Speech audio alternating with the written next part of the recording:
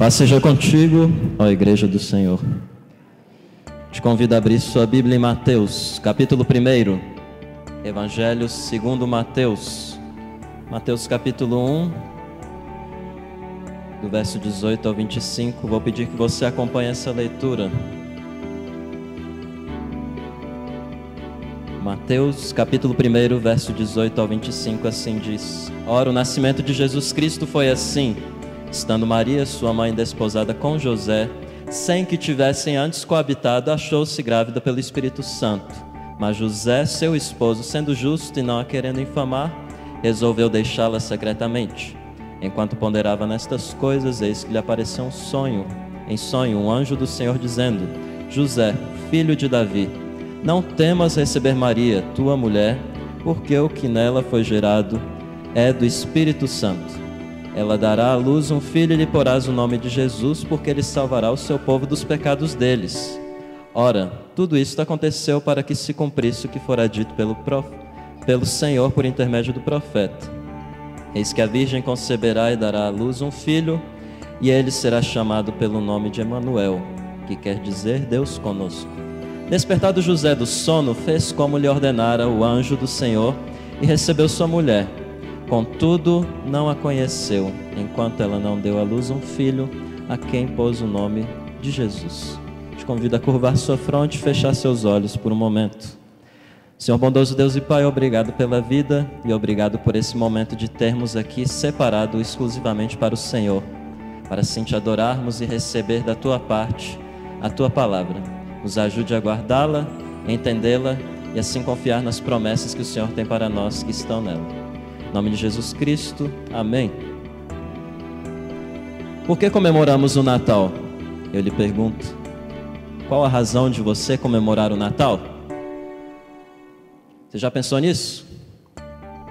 Se você observar nesse texto, você vai ver que há a razão primária que pelo menos você deveria ter ao ter esse momento de comemoração do Natal. Observe aí, por exemplo, no verso 21, o que está escrito em Mateus capítulo 1.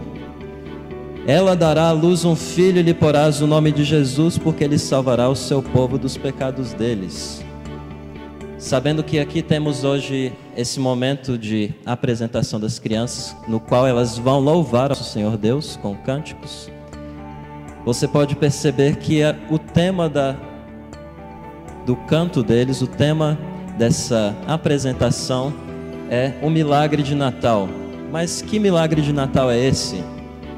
É basicamente então que Jesus nos salva, conforme diz esse texto aqui que nós acabamos de ler no verso 21. No milagre de Natal, Jesus nos salva, mas ele nos salva de quê? Do que Jesus nos salva? Se você observar esse verso 21, você vai ver que o nome de Jesus Cristo é dado a ele assim porque ele salva o seu povo de quê? Dos pecados deles. Pecado é errar o alvo proposto por Deus, segundo a própria palavra dele.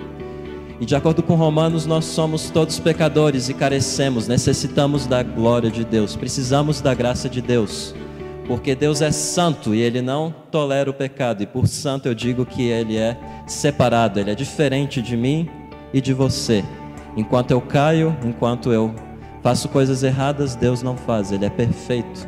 Por isso que somos pecadores, por isso que fazemos coisas ruins, e você sabe muito bem do que estou falando. Sendo assim, Jesus, ele nos salva em primeiro lugar da culpa dos nossos pecados, como nosso representante, aquele que foi enviado para morrer no nosso lugar, de todo aquele que nele crê. Ele assim recebe o castigo. Lembrando, ele recebe o castigo de todo aquele que nele crê.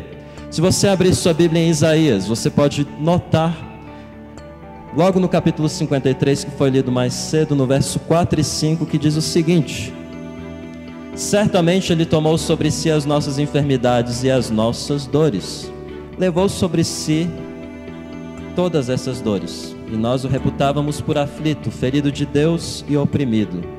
Mas ele foi traspassado pelas nossas transgressões e moído pelas nossas iniquidades.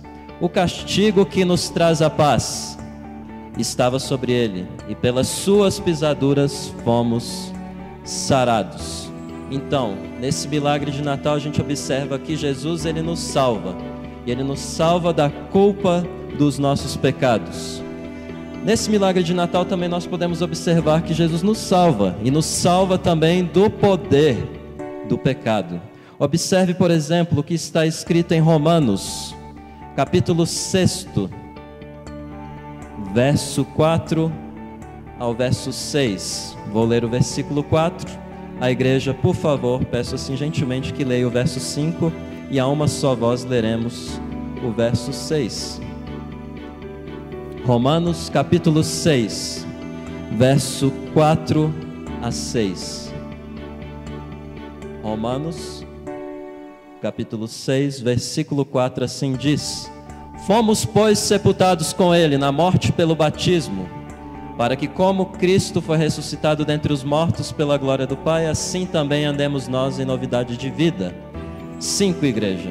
Porque se fomos unidos com ele na semelhança da sua morte, certamente o seremos também na semelhança da sua ressurreição. E no versículo 6, sabendo isto, que foi crucificado com ele o nosso velho homem, para que o corpo do pecado seja destruído, e não sirvamos o pecado como escravos. Então Jesus Cristo, ele nos salva, de acordo com esse texto, do poder do pecado. O pecado, ele tem uma força muito dominante. Ele domina o ser humano. E ele domina a tal ponto das pessoas, por exemplo, ficarem habituadas, terem hábito de, por exemplo, fazer coisas erradas, fazer aquilo que não presta. Então Jesus, ele vem e entra na história dos homens. Ele se encarna, ele se faz carne, ele se faz homem. Deus entra na realidade humana. E assim ele nos salva desse poder que tanto domina pessoas que estão nessa vida de coisas erradas, por exemplo. E ele assim as livra, se elas assim se arrependerem e se assim confiarem nele de todo o coração. Ele disse que assim haverá de as salvar desse poder do pecado. E assim ele, juntamente com essa salvação desse poder do pecado, Jesus Cristo, ele também nos dá poder para vencer toda essa tendência do poder do pecado, essa tendência dominante de fazer aquilo que não é correto diante da lei dele, porque nós nada podemos, e Jesus Cristo, agindo em nós através do seu Espírito, nos capacita a fazer aquilo que ele quer que nós venhamos a realmente fazer, que é agradar o coração dele. Então temos aqui nesse milagre de Natal que Jesus nos salva, e nos salva da culpa de nossos pecados. Nesse milagre de Natal, Jesus nos salva, e nos salva também do poder do pecado. Por fim, eu quero compartilhar contigo que Jesus também nos salva, em terceiro lugar, da presença do pecado. Um dia, todo aquele que crer em Jesus Cristo, entregar a sua vida a Ele, realmente viver de acordo com a lei de Deus, pela graça de Deus, sendo esse viver apenas consequência da vida nova em Cristo, essa pessoa sim poderá então ser liberta e salva definitivamente da presença do pecado.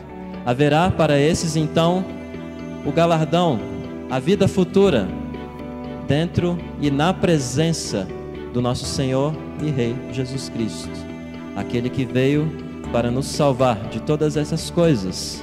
Então é por isso que nós comemoramos o Natal.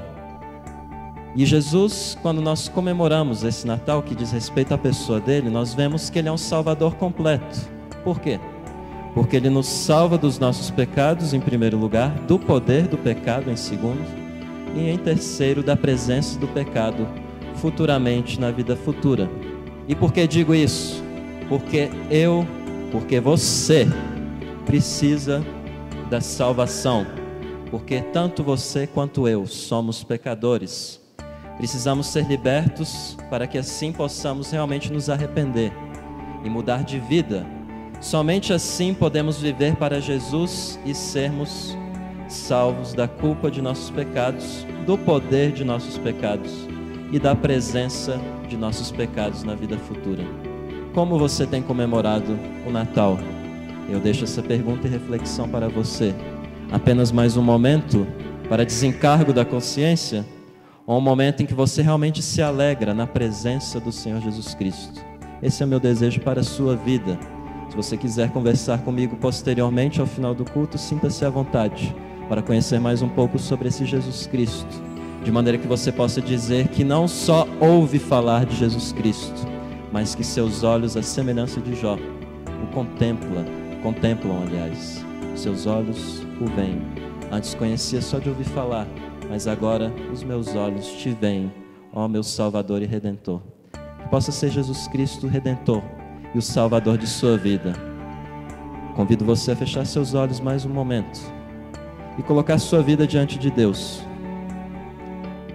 e clamar a Ele, se você assim quiser, graça do trono dEle, pedir ajuda, pedir auxílio para realmente viver a vida segundo a vontade dEle. Que você possa ser agradecido ao sacrifício que um dia Ele fez na cruz para que houvesse salvação da morte, tanto física quanto eterna. Que você possa ser grato a Ele e assim agradecer, não só com falar, mas também com o viver. Vou orar por você nesse momento.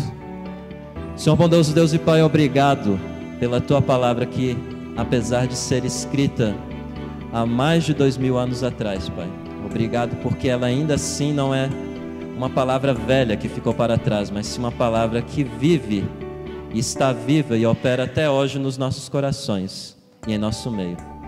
Te pedimos que o Senhor traga salvação nessa casa hoje, Pai.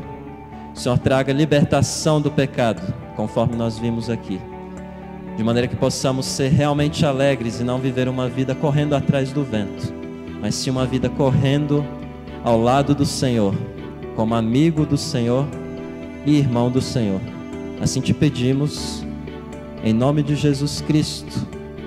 Amém e amém.